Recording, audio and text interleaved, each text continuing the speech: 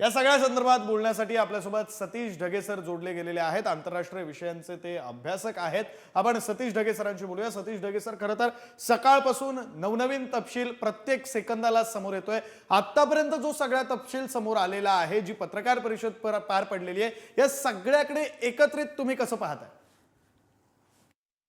आपल्या टीम एफर्टचं हे यश आहे असं जर मी म्हटलं ते चुकीचं ठरणार आहे। ते यासाठी मी म्हणतोय की रात्री 1:44 अतिशय प्रोफेशनली कॉम्पिटंट पद्धतीनं आपल्या आर्म्ड फोर्सेसनं 9 ठिकाणांवर 24 स्ट्राईक केले आणि त्याच्या माध्यमातून जे टेररिस्ट लॉन्च पॅड होते, जे टेररिस्टचे आका होते, त्यातल्या बऱ्याचशा जणांना जे आहे एक प्रकारे आपण कापून काढलं, एक प्रकारे त्यांच्यावर हल्ला केला आणि त्यांना उद्ध्वस्त केलं। म्हणजे पहिली गोष्ट, आर्म्ड फोर्सेसनं कॉम्पिटंट पद्धतीनं काम केलं। त्याच्या सोबतीलाच आपलं जे मिनिस्ट्री ऑफ एक्सटर्नल अफेअर्स आहे आणि त्याच्याशी संबंधित जे डिप्लोमॅट्स आहेत, त्यांनी स्पेशली मागच्या 2 आठवड्यामध्ये 100हून जास्त देशांशी संपर्क साधला, आपली भूमिका त्या ठिकाणी मांडली आणि म्हणूनच हा हल्ला झाल्यानंतर लगेच अमेरिकेसारखं राष्ट्र असेल, रशिया असेल, अरब राष्ट्र असतील, त्यांचा सुद्धा जो आहे सकारात्मक प्रतिसाद भारताच्या अनुषंगाने मिळाला आणि पाकिस्तानला एक प्रकारे युद्धखोरी करण्यापासून, भविष्यामध्ये न्यूक्लिअर वॉरकडे घेण्यापासून जे आहे एक प्रकारे दबाव पाकिस्तानच्या विरुद्ध निर्माण झाला। मिनिस्ट्री ऑफ एक्सटर्नल अफेअर्सची टीम, आर्म फोर्सेसची त्या ठिकाणची जी आहे कॉम्पिटंट टीम आणि त्याच्या सोबतीला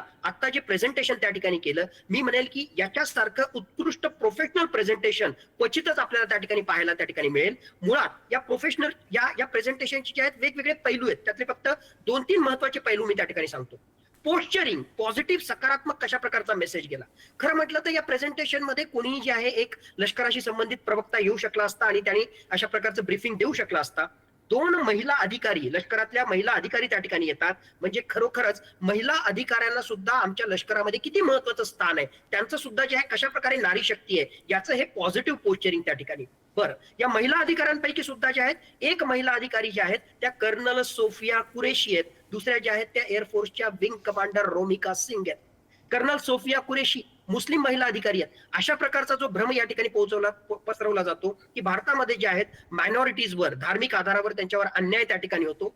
लष्करामध्ये सिनियर पोझिशनवर कर्नल सोफिया कुरेशी आहेत। एवढं नाही तर या सगळ्या मिलिटरी ऑपरेशन मधला एक महत्वाचा त्या ठिकाणी ते हिस्सा आहेत आणि म्हणून त्या प्रेझेंटेशन करण्यासाठी या ठिकाणी येत आहेत। हा सुद्धा एक पॉझिटिव्ह पोस्चरिंगचा भाग आहे। या प्रेझेंटेशन मध्ये एक पार्श्वभूमी आपण सांगितली की कशा प्रकारे मागच्या कित्येक दशकांपासून वेगवेगळ्या प्रकारचे दहशतवादी हल्ले आमच्यावर होत आहेत, कशा प्रकारे आमचं नुकसान झालं, पहलगामचा दहशतवादी हल्ला कसा वेगळा होता, त्यासाठी आम्ही काय नॉन कायनेटिक ऍक्शन घेतले, पाकिस्ताननं काहीच ऍक्शन घेतली नाही, म्हणून अशा प्रकारचे जे आहेत आम्ही टार्गेटेड मिलिटरी स्ट्राईक्स आम्ही त्या ठिकाणी केले। आणि मग नेमके हे स्ट्राईक्स कुठे कुठे केले, त्याच्याविषयीची माहिती, नेमकं त्याचं लोकेशन काय होतं, आणखीन एक खूबी बिफोर अँड आफ्टर, आम्ही ज्यावेळेस स्ट्राईक केले त्याच्या अगोदर या टार्गेटची परिस्थिती काय होती याचा मॅप, आणि आम्ही हिट केल्यानंतर आता कसे ते उद्ध्वस्त झालेले आहेत, म्हणजे खरोखर प्रूफ देण्याचं काम, बिफोर अँड आफ्टर हे प्रूफ देण्याचं काम सुद्धा या प्रेझेंटेशनच्या माध्यमातून झालेलं आहे। बरेचसे जे डाउटिंग टॉम्स असतात, भारतामधले सुद्धा काही विरोधी पक्षामधले काही लोक आहेत आणि पाकिस्ताननं सुद्धा 2019 मध्ये प्रश्नचिन्ह निर्माण केले होते की अरे तुम्ही हल्ला केला ना, आमचं जे आहे काहीच बिघडलं नाही। आता जे आहेत हे सगळे प्रूफ दिल्यानंतर आता मात्र जे आहे त्यांच्या तोंडाला कुलूप बसेल, कमीत कमी आता तरी ते प्रूफ मागणार नाहीत अशी अपेक्षा आपण त्यांच्याकडे करू शकू। आणि 3 महत्वाचे शब्द या ब्रीफिंग मध्ये वापरण्यात आले। एक जो शब्द होता की हे सगळ्याची ऍक्शन आम्ही केली प्रीएम्प्टिव्ह स्ट्राईक्स, म्हणजेच काय, ही ऍक्शन आम्ही याच्यासाठी केली कारण इंटेलिजन्स इनपुट्सच्या अनुसार ऑलरेडी या टेररिस्ट लॉन्च पॅडवर जे दहशतवादी आहेत ते पुन्हा एकदा भारतामध्ये हल्ला करू शकतात अशा प्रकारची आम्हाला माहिती आहे। आणि हे दहशतवादी हल्ले थांबवायचे असतील तर त्यावर आम्हाला हल्ला करण्याशिवाय, त्यांना उद्ध्वस्त करण्याशिवाय पर्याय नाही। प्रीएम्प्टिव्ह स्ट्राईक, नॉन एस्केलेटरी, आम्ही जे आहेत लिमिटेड, शॉर्ट, स्विफ्ट, लिमिटेड अशा प्रकारचे मिलिटरी स्ट्राईक्स केले आणि त्याच्या माध्यमातून या 9 स्ट्राईकच्या माध्यमातून आम्ही जे आहेत आमचे मिलिटरी ऑब्जेक्टिव्ह हासिल केले। आम्हाला युद्ध करायचं नाही, आम्हाला युद्ध वाढवायचं नाही, पण पाकिस्ताननं जर रिटॅलिएट केलं तर आम्ही सुद्धा जे जशास तसं नाही त्याच्या कितीतरी पटीनं जास्त उत्तर देण्याची क्षमता आम्ही राखून त्या ठिकाणी ठेवतो, नॉन एस्केलेटरी नेचर। आणि तिसरा सगळ्यात महत्वाचा भाग डेटरन्स, की कमीत कमी जे प्रोफेशनली कॉम्पिटंट आर्म्ड फोर्सेस आहेत, तुम्ही एवढे तयार असताना सुद्धा तुमच्या हद्दीमध्ये घुसून आम्ही 23 मिनिटांमध्ये हा सगळा कार्यक्रम त्या ठिकाणी पार पाडला आणि आम्ही आमचे मिलिटरी ऑब्जेक्टिव्ह हासिल केले। आता तरी पाकिस्तान सुधरा, आता तरी जे आहे दहशतवादाला सपोर्ट करणं थांबवा, अशा प्रकारचा स्पष्ट मेसेज दिलेला आहे। डेटरन्स, कमीत कमी पाकिस्तान आता तरी सुधरेल या भीतीनं, अशा प्रकारची अपेक्षा। एकूणच खूप सारे बारकावे या सगळ्या प्रेझेंटेशनचे त्या ठिकाणी आहेत, पण मी म्हणेल की team effort, army in the sense arm forces, army, air force, navy, त्यांच्या सोबतीला मिनिस्ट्री ऑफ एक्सटर्नल अफेअर्सचे आपले डिप्लोमॅट्स आणि त्यांच्या सोबतीला अशा प्रकारचं सिस्टमॅटिक प्रेझेंटेशन, अशा टीम एफर्टनं एक पॉझिटिव्ह मेसेज आपण संपूर्ण जगासमोर दिलेला आहोत आणि त्यामध्ये किती क्लॅरिटी आहे हे सुद्धा यातून स्पष्ट झालेलं आहे. नाही ढगे सर, तुम्ही म्हणताय त्याप्रमाणे अगदी खरं आहे. पाकिस्तानने आता तरी सुधरावं यासाठी हा क्लिअर मेसेज देण्याचा प्रयत्न भारतानं केलाय. पण पाकिस्ताननं हा मेसेज खरंच स्वीकारलाय का? पाकिस्तान खरंच सुधारेल का? याविषयी सुद्धा बोलावं लागणार आहे. आपण सकाळी 5:30 वाजल्यापासून बोलतोय, तेव्हा अगदी इनिशियल स्टेज होती. आत्ता मध्ये बराच काळ गेलेला आहे, बऱ्याच घडामोडी झालेल्या आहेत, बरेच अपडेट समोर आलेले आहेत. आत्ता तुम्हाला काय वाटतंय, पाकिस्तान खरंच यानंतर तरी सुधारेल का मग शेपूट वाकडं ते वाकडंच? मागचा इतिहास पाहिला तर त्याचं जे आहे शेपूट वाकडं ते वाकडच आहे. फक्त आपण माफक अपेक्षा ठेवू शकतो की आता तरी पाकिस्तान सुधरेल, पण ती सुधारण्याची शक्यता खूप कमी वाटते. आपण डिप्लोमसीच्या माध्यमातून, चर्चेच्या माध्यमातून पाकिस्तानशी चर्चा केली, पण 3 दशकामध्ये सुधारला नाही, म्हणून तर आपल्याला अशी कारवाई करावी लागली. माझ्या मते पाकिस्तानकडून रिटालिएशन नक्कीच येईल. त्यांच्याकडे मिसाईल्स आहेत जे भारतातल्या प्रत्येक शहराचा वेध घेऊ शकतील, अशा प्रकारची त्यांची क्षमता आहे. चायनाचा सपोर्ट आहे.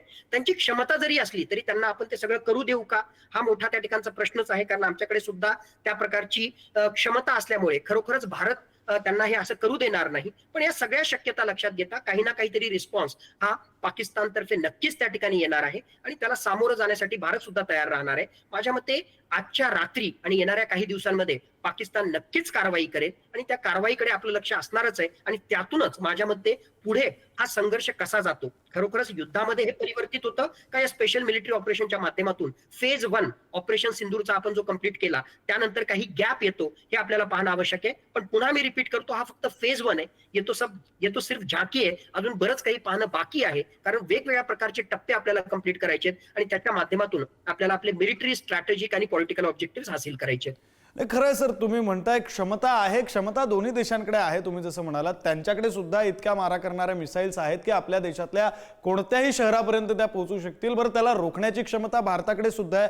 पण मग पाकिस्तानच्या पाठीशी चीन सुद्धा उभा आहे. अशा परिस्थितीमध्ये भारतासोबत रशिया आहे, अमेरिकेची भूमिका आपण सकाळपासून पाहतोच आहोत. अशा परिस्थितीमध्ये आंतरराष्ट्रीय पातळीवरचं जर बलाबल पाहायचं झालं, केवळ शस्त्रांच्या बाबतीत नाही तर त्यासोबतच डिप्लोमसीच्या बाबतीत किंवा मग आंतरराष्ट्रीय राजकारण, आंतरराष्ट्रीय नियमांच्या बाबतीत, तर त्याकडे कशा प्रकारे पाहायचं? कोण उजवं आहे, कोण डावं आहे, काय सांगाल? सामरिक दृष्ट्या, आर्थिक दृष्ट्या, आंतरराष्ट्रीय कुवतीच्या अनुषंगानं पाकिस्तान भारताच्या समोर कुठेच उभा राहू शकत नाही. तशीच परिस्थिती त्या ठिकाणी.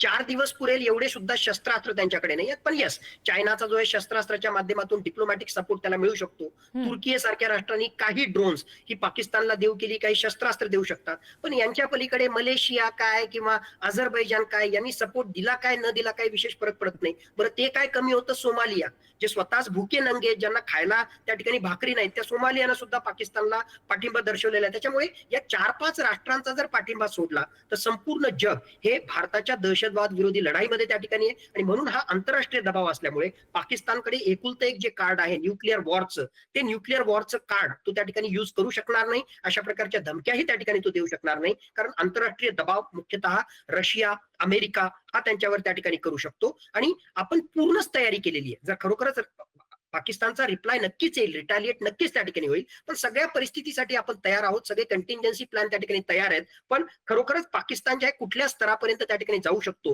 हे येणारा काळच त्या ठिकाणी ठरवणार आहे. पण कुठल्याही स्तरापर्यंत जरी गेला तरी त्याला रोखण्याची पूर्ण क्षमता भारतामध्ये, आणि रोखण्यापेक्षाही जास्त माझ्या मते दहशतवादाविरुद्धचा हा लढा आहे, हा फक्त टेररिस्ट लॉन्च पॅड उद्ध्वस्त करणे, काही कमांडर्सला मारणे इथपर्यंत तो सीमित न राहता अल्टिमेटली आपला जो एंड प्रॉडक्ट आहे, या दहशतवादाला जो आहे पूर्णतः संपवण्याचा आपला जो प्रयत्न आहे, तिथपर्यंत ही लढाई चालू राहावी असं मला वाटतं.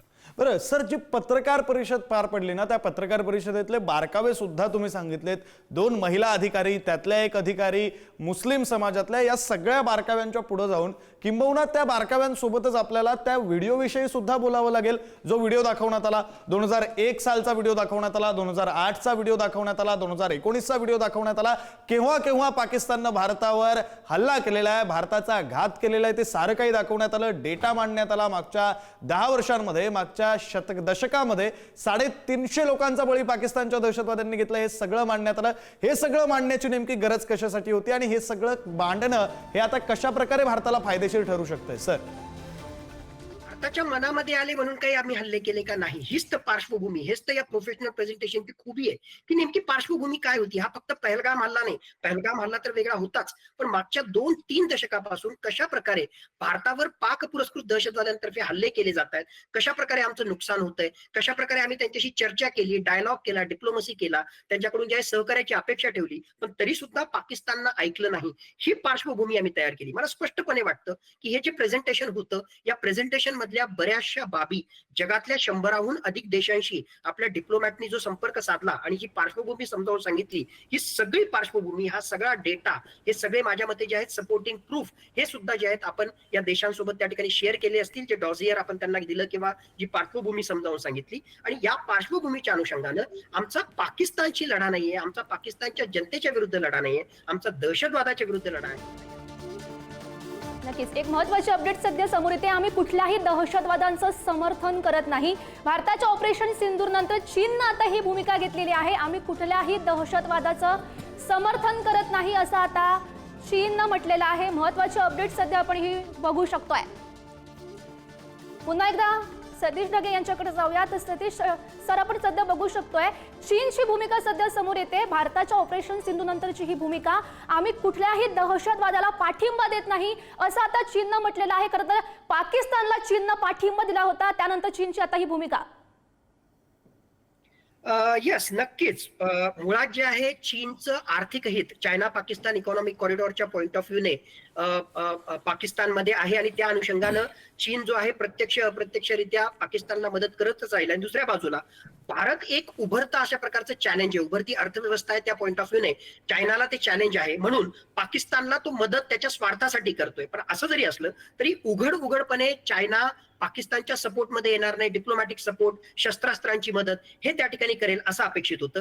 मुळातच चायनाचे खायचे दात वेगळे आणि दाखवायचे दात वेगळे, हे आतापर्यंतच्या इतिहासावरून नाही आपल्याला लक्षात येईल. तर जगाचा मूड पाहता आणि एकूणच त्याचा स्वार्थ पाहता दहशतवाद विरोधी भूमिका आमची आहे अशा प्रकारे तो दाखवण्याचा प्रयत्न करतोय. पण पुन्हा पाकिस्तानचा दहशतवाद म्हणजे त्यांचा स्वातंत्र्य लढा, आणि जे आहे पाकिस्तानवर झालेला एखादा हल्ला म्हणजे तो टीटीपीच्या माध्यमातून असो किंवा अफगाणिस्तानच्या माध्यमातून झालेला असो, तो म्हणजे दहशतवादी हल्ला. अशा प्रकारची दुटप्पी भूमिका पाकिस्तान सुद्धा घेतोय आणि चायना सुद्धा घेतोय. म्हणून या स्टेटमेंटला मी विशेष काही महत्व देत नाही. महत्व फक्त यासाठीच आहे की उघड भूमिका चायना पाकिस्तानच्या सपोर्टमध्ये घेण्यापासून सुद्धा कचरतोय. त्याचं कारण म्हणजे आंतरराष्ट्रीय स्तरावर इतका मोठा दबाव चायनावर सुद्धा जे आहे भूमिका घेतली तर तो निर्माण होऊ शकतो. आणि मुळातच दहशतवाद विरोधाच्या लढाईमध्ये प्रत्येक राष्ट्रालाच उभा राहावं लागणार आहे. उद्या जो आहे पाकिस्तानचा सुद्धा, उद्या चायनाचा सुद्धा शिनजियांग प्रांतामध्ये जो अतोनात मुस्लिमांवर ते अन्याय त्या ठिकाणी करतात, तिथलेच जे आहेत कुठे ना कुठेतरी जे आहे त्यांच्या विरुद्ध बंड करू शकतात. आणि मग त्यावेळेस